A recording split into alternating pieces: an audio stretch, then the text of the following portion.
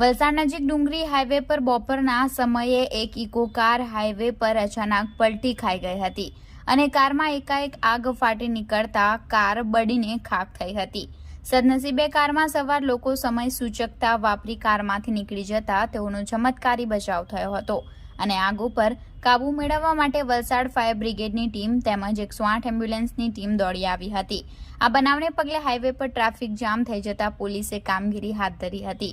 આ બનાવ અંગે સ્થળેથી મળતી વધુ વિગતો મુજબ વલસાડ નજીક આવેલા ડુંગરી હાઈવે પર ઇમ્પિરિયલ હોટલની સામે વલસાડથી સુરત તરફ જતા માર્ગ પર બપોરના સુમારે એક ઇકો કાર નંબર GJ19BE 6220 ત્યાંથી પસાર થઈ રહી હતી અને કોઈક કારણોસર કાર હાઈવે પર પલટી ખાઈ જતા કારમાં ભીષણ આગ ફાટી નીકળી હતી।